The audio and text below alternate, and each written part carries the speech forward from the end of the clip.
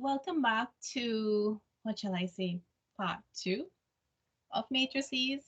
Now, I must admit there's going to be a lot of different parts because I'm going to go all the way up to that 3 by 3 matrix, Kramer's rule and all that good stuff. But I know we have those who are writing a Csec exam, and you only need to know up to 2 by 2 matrices. So this video is still for you. Those of you who are writing CXC, you would need to perhaps look all the way up to solving simultaneous equations using the matrix method. So there are a couple of videos you would have to browse. I'll tell you guys in the video up to which part is relevant to you. Okay, guys, so let's do this. So in my previous video, you guys hopefully looked at it. I taught you how to recognize the basic order of any matrix. And the basic order of any matrix, guys, if you can't remember, if you didn't review, that's okay. That's why I'm here. The order of a matrix is written in this form where we write the number of rows that the matrix has first by the number of columns. And just to do a quick review, if we had, let's just say 1, 2, negative, 6, and 0, and we were to describe this matrix, describe its order, you would identify that it has one row. This is the first row, row 1, row 2, and we have 2 columns, column 1, column 2, where rows go horizontally and columns go vertically. So this matrix would be described as a 2 rows by 2 columns matrix, or a 2 by 2. Now, I'm just putting it in brackets, you don't need to. And that's how you would describe the order of a matrix. Now, I'm going to take off some of these colors because I don't want what we are about to do now to get cumbersome. All right, so that's just a quick recap. All right, so keeping this in mind, this is how you order a matrix, or you name it. Now, one of the first properties of matrices has to do with being able to add and subtract matrices. So today, or rather in this video, we are going to be looking at some addition and subtraction. Oh, my mind is so far ahead. Subtraction. How many of you guys say out a word before you spell it? I've always been like that. I've always had to say the word in my head and then spell it out. That's just me. Okay, so we're going to be looking at some addition and subtraction for a part of this video. If we have time, we'll move on to other parts such as matrix multiplication. Although I don't know, that might require a full video. All right, so addition and subtraction. What if we have this, this was called a what? A 2 by 2 matrix. Okay. And what if we wanted to add another matrix to this 2 by 2 matrix? For example, what if I wanted to add this to 1, 0? What do you think you guys will get? And how do you go about adding this? Those are 2 good questions. Well, first of all, how do you go about adding matrices is most important. You see, there's a rule behind addition of matrices, and the rule begins with what type of matrices you have. If you recall, when you're doing algebra, if you have like terms plus y plus x, for example, in this expression, you have like terms. Our like terms are 2x and x. And because they are similar, we can group them up such that we get 3x plus y. Now, in this expression, take note that x and y, they're different, so we cannot just join them. Well, similarly, if you think about this concept of only being able to join something that's like. The same thought or the same principle is applied when you are attempting to add matrices. If the order of matrices is different, matrices cannot be added or subtracted. So in order to add and subtract matrices, the order must be the same. And that's one of the first things you should learn when you're doing matrices. The order must be the same. You can take note of that somewhere. All right, so let's just check the order of this second matrix we have here. How many rows do we have? We have 2. So this is a 2. Oh, let me change my color. I think I wanted this to be in red. So we have a 2-row by 1-column matrix. Notice that they are not the same. They are not the same order. Therefore, there is no solution because these are not like matrices. We cannot add them. All right, so that's one point to note. If the order is not the same, you cannot add matrices. Now, let's actually look at a situation where we can add them, where the order is the same. So let's look at this example here. What happens when the order is the same and we have something like 2, 1, 3, -1, 3, 4, and we want to add that to 5, 0, 1, 0, 2, 3. Okay. I'm trying to think I want to add some negative numbers in, you know, make it fun. Yay. All right. So we have 2 matrices here. We want to check first of all if their order is the same so that they actually can be added. Are they the same types? Well, this first matrix here has 2 rows. So this is a 2 by how many columns? 1, 2, 3 columns, 2 by 3. Similarly, this is a 2 by 3 matrix because they're similar to the first one. So because the 2 matrices that we are attempting to add have the same order, we can go ahead and add them. Now, how do we add them? Well, very easy actually. What you have to do is you have to identify the numbers of each matrix that lie in the same position, and you simply go ahead and you add those coinciding numbers up. So which 2 numbers coincide to begin with 2? Let's look at 2. So this number here in the first matrix would coincide with this number in the second matrix. So therefore, we would add 2 plus 5 to get 7. Let's move on. We have 1 in the second location there, and then we have 0. So 1 plus 0 gives us 1. Then we have 3 coinciding with -1. If we add those 2 up, 3 minus 1 gives us 2. In the second row, if we were to add -1, which coincides with 0, we get -1. Then we have 3 with -2. 3 minus 2 gives us 1. And finally, 4 plus 3 gives us 7. Notice I use colors to help as a guide, because when you get very large matrices like these, sometimes just by the blink of an eye, you accidentally add 2 numbers that don't coincide. So it helps to use a lot of pretty colors, or for the guys out there looking at these videos, some masculine colors, you know. Whatever floats your boat, okay? Just make sure you use a method that minimizes mistakes, because in matrices, there tend to be so many numbers.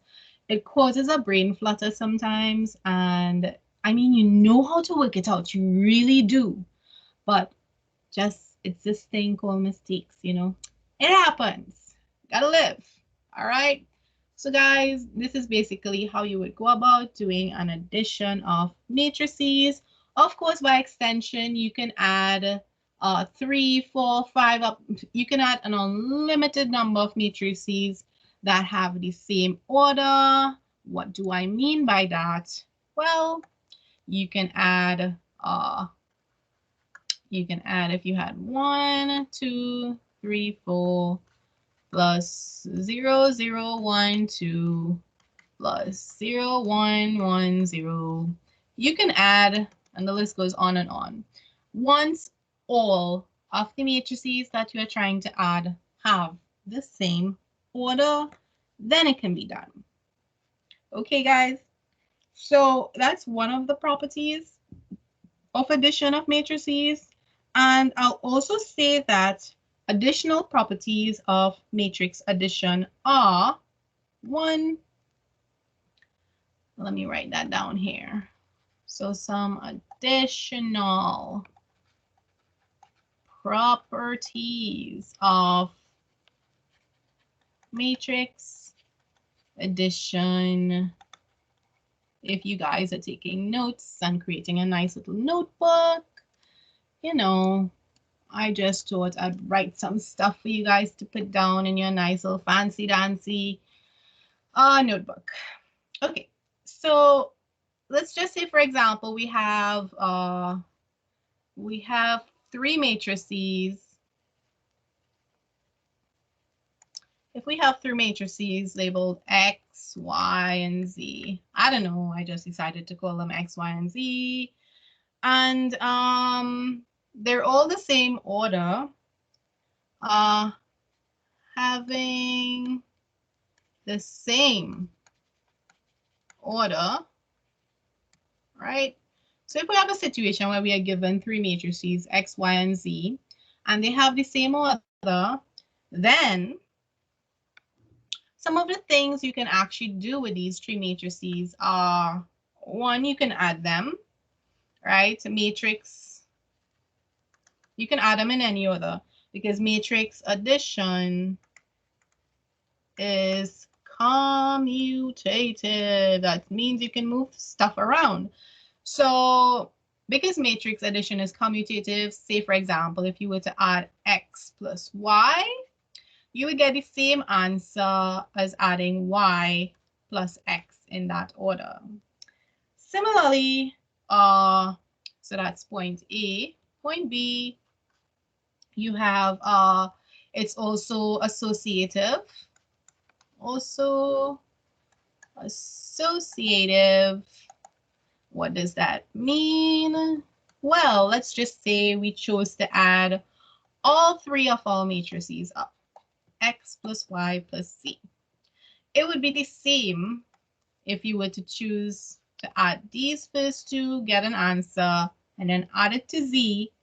It would have been the same if you chose to, say, add Y plus Z first, get an answer, and then add that value to X. So that's what associative means. When you're choosing how to group up which two matrices should you combine first and then add the third one, the other is not important. You would actually get the same answer. And then lastly, I know this has a bit to do with multiplication, but I think I'll just touch on it here. You can also apply a bit of scalar multiplication. Scalar multiplication is distributive.